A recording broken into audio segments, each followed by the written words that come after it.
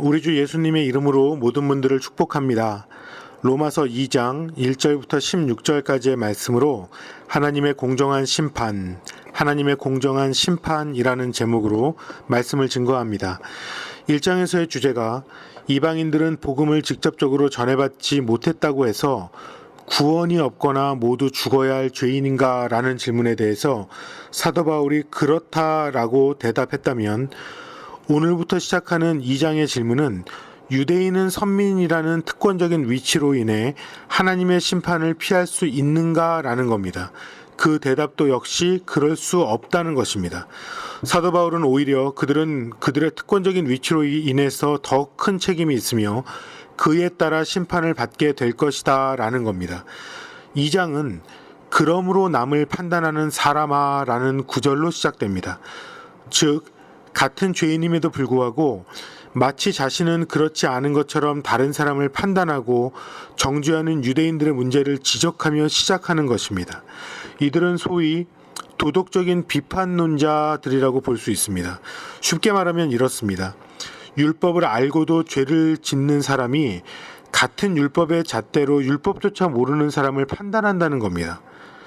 여러분, 두 부류의 사람 중에 어느 쪽이 더 위선적이라고 말할 수 있겠습니까?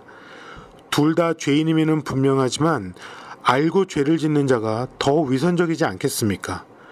그런데 이들은 율법을 알고 외형적으로 지키기에 자신들은 의로우며 다른 자들을 판단하며 정죄한다는 것입니다. 본문은 바로 이들에 대한 하나님의 말씀입니다. 오늘 말씀은 저희들의 신앙생활에서도 참 중요하고 죄인된 인간의 본성을 선명하게 드러내줍니다.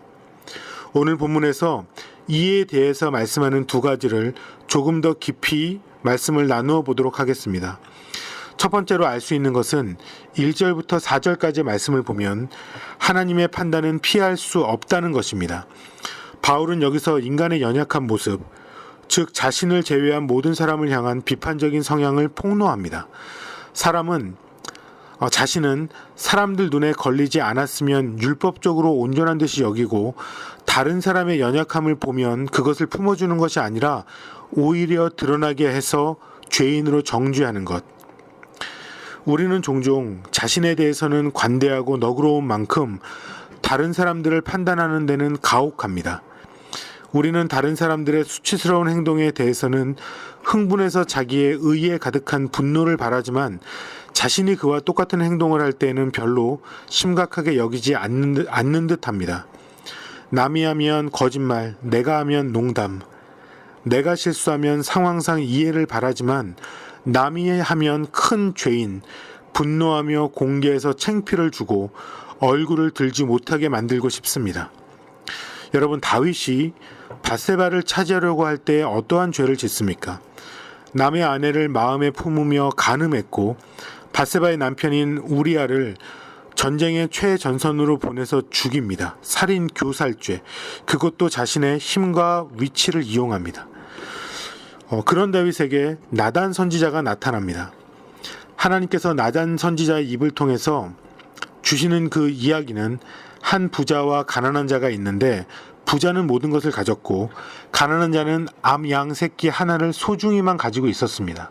그런데 부자가 손님을 맞이할 때 자신의 것이 아닌 가난한 자의 암 양을 잡았다는 것입니다. 이 이야기를 들은 다윗의 반응이 어땠습니까? 사무엘하 12장 5절 말씀을 보면 다윗이 그 사람을 크게 노하여 나단에게 이르되 여호와의 사심을 가르쳐 맹세하노니 이 일을 행한 사람은 마땅히 죽을 자라.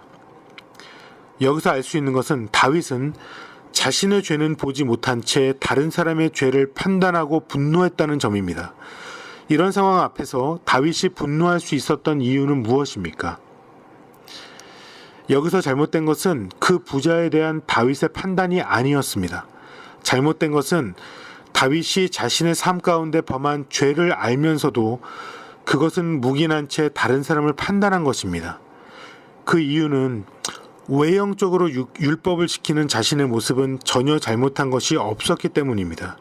여러분, 이것이 바로 위선이라는 죄입니다. 하나님께서는 외형이 아니라 마음의 중심을 보신다는 것을 저희는 늘 기억해야 할 것입니다. 사람의 눈앞의 의인이 아니라 하나님의 눈앞의 의인이어야 합니다. 나를 죄를 가리면 다른 사람의 죄만 보이는 겁니다. 하나님은 바로 이러한 위선을 기뻐하지 않으신다는 것을 우리는 알아야 합니다. 이것은 우리가 비판하거나 판단할 수 있는 기능을 포기하라는 것이 아니라 다른 사람을 판단하고 정죄하는 입장에 서지 말라는 것입니다. 우리는 인간이므로 그렇게 할 권리가 없습니다. 다른 사람의 죄를 말하기 이전에 내가 바로 죄인이요 내가 괴수의 우두머리라고 말한 바울의 고백이 나의 고백이 되는 것이 바로 은혜입니다. 어떤 상황에도 하나님의 공의롭고 거룩한 눈은 피할 수 없고 숨길 수도 없다는 사실을 우리는 기억해야 할 것입니다. 유대인들에게 질문이 늘 있었습니다. 하나님의 백성인 우리를 괴롭히는 악한 이방인들을, 저 아수르를, 저 바벨론을, 저 블레셋을 하나님은 왜 멸망시키시지 않고 가만히 내버려 두시는가? 여러분, 바로 그 이유는 유대인들을 사랑하시듯 이방인도 같이 사랑하시는 하나님이시기 때문에 그렇습니다. 이방인들의 죄악을 다 아시는 주님께서는 유대인들의 죄악도 다 아시는 것입니다.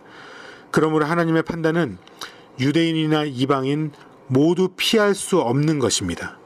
사랑하는 여러분, 우리에게도 남을 비판하고 정죄하려는 마음이 강하지 않습니까? 신문에 나오는 많은 기사들을 읽다 보면 심하게 정죄하고 욕도 하고 싶은 그런 사람들도 있습니다. 신앙생활을 하다 보면 유독 실수가 많고 부도덕하게 여겨지는 사람도 만나게 됩니다. 요즘은 인터넷에 글을 달아서 비난하고 정죄합니다. 마치 잘못이 공개된 사람은 수많은 사람들에게 몰매를 맞고 있는 듯 합니다. 때로는 그 수치를 견디지 못해서 자살로 끝을 내게 하는 경우도 많습니다. 저는 잘못을 묵인하자는 이야기를 하는 것이 아닙니다. 그러나 간음하다가 잡힌 여인을 비난하던 율법학자들에게 향해 던진 예수님의 말씀을 기억할 수 있기를 바랍니다. 요한복음 8장 7절에 예수님은 이런 말씀을 하십니다. 너희 중에 죄가 없는 자가 먼저 돌로 치라.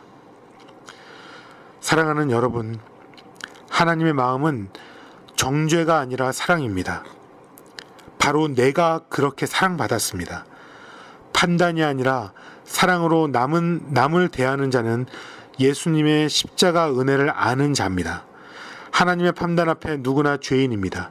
내가 죄인임을 아는 것이 축복의 시작임을 아는 이 아침 되기를 간절히 소망합니다. 두 번째로 보는 것은 5절부터 16절까지의 말씀을 보면 하나님의 판단은 의롭고 공평하다는 것입니다. 6절에서 말씀에서 보면 하나님께서 각 사람에게 그 행한 대로 보응하시되, 하나님께서 오직 믿음으로 우리가 구원받게 하셨는데 여기서는 우리의 행위대로라고 말씀하고 있습니다. 여러분, 과연 이것은 무엇을 의미하는 것입니까? 사도 바울은 모순된 말을 하고 있는 것이 아닙니다. 존 스타트 목사님은 이 구절을 이렇게 해석합니다. 그가 말하고 있는 것은 비록 칭의는 실제로 믿음으로 되는 것이지만 심판은 행위에 따라 이루어질 것이라는 점입니다. 이것을 설명하면요, 심판날에 우리의 이 땅에서의 모든 행위가 심판날에 공개될 것이라는 것입니다. 우리가 교회에서 흔히 실수하는 것은 바로 이것입니다. 주 예수 그리스도를 믿는 믿음으로 우리는 구원을 받았습니다. 그리고 믿음으로 살아갑니다. 그런데 우리의 삶이 주를 향한 내 믿음의 증거가 되는가라는 질문이 중요합니다. 우리의 삶 속에서 예수님을 닮은 삶, 사랑, 그의 헌신, 그의 용서, 성령의 열매가 나타나는 것인가? 이렇게 나타나고 있는가? 그리고 이어서 12절에서 16절까지 하시는 말씀은 하나님의 판단은 공평하시다라는 사실입니다.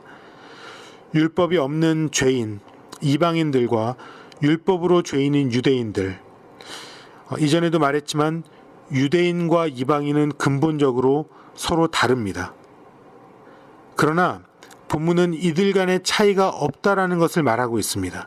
이들이 가지고 있는 도덕적인 지식이나 그들이 범한 죄, 또 그들의 당한 죄책감에서나 그들이 받을 심판에서나 그들에게는 근본적인 차이가 없다는 것입니다. 사랑하는 여러분, 하나님의 판단은 피할 수 없는 의롭고 공평한 판단입니다. 우리 역시 그 앞에서 피해 갈 수는 없습니다.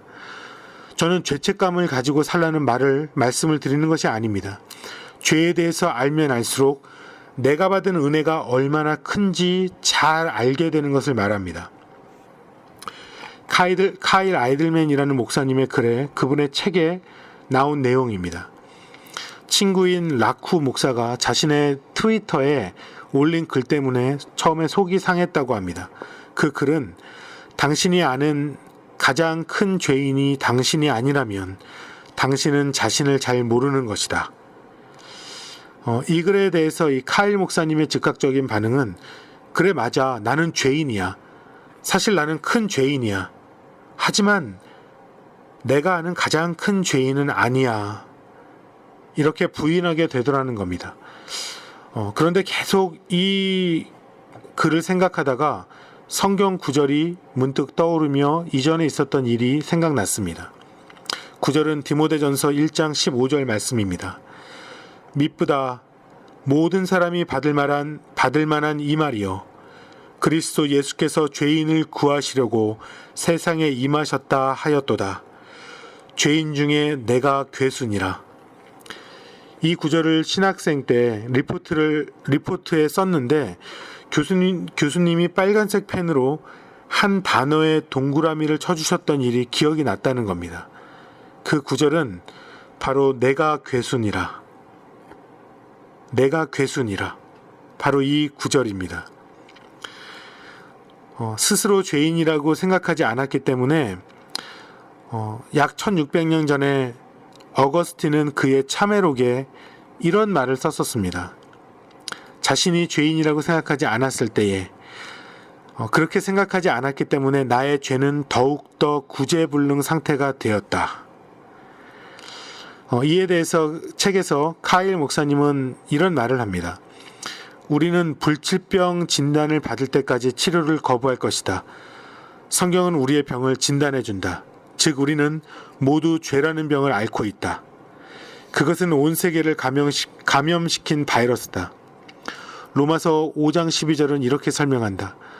그러므로 한 사람으로 말미암아 죄가 세상에 들어왔고 죄로 말미암아 사망이 들어왔나니 이와 같이 모든 사람이 죄를 지었으므로 사망이 모든 사람에게 이르렀느니라.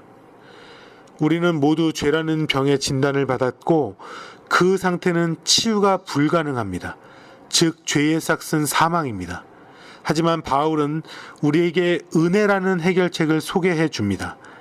사랑하는 여러분, 은혜라는 것이 정말 무엇입니까? 은혜는 죽은 죄인에게 값없이 임한 하나님의 생명의 선물입니다.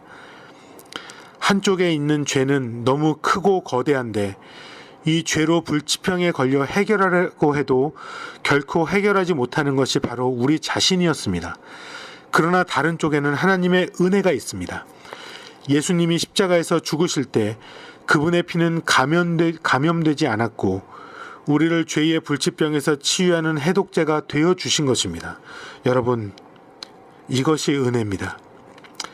죄는 숨기는 것이 아니라 인정하고 주님 앞에 가지고 나아갈 때 내게 은혜가 넘치는 것을 믿습니다. 죄책감으로 사는 것이 아니라 죄를 눈처럼 완전히 씻어주신 예수님의 보혈의 은혜로 사는 것입니다. 지금은 SNS를 통해서 많은 비난과 정죄가 어떤 이유로든지 누구에게든지 쏟아지는 시대입니다. 영적인 눈으로 보지 못하고 여론몰이를 하는 내용을 그대로 들으면 우리의 중심이 휘청거리고 무엇이 사실인지도 알 수 없는 것 같습니다. 사랑하는 여러분, 이럴 때 더욱더 주님 앞에 나아가셔서 기도하며 분별력을 구하시기를 바랍니다. 그리고 말씀으로 내 자신을 먼저 돌아보며 하나님의 거룩한 백성의 삶을 살아가는 그런 이 시대의 저와 여러분이 될 수 있기를 우리 주 예수님의 이름으로 간절히 축원합니다.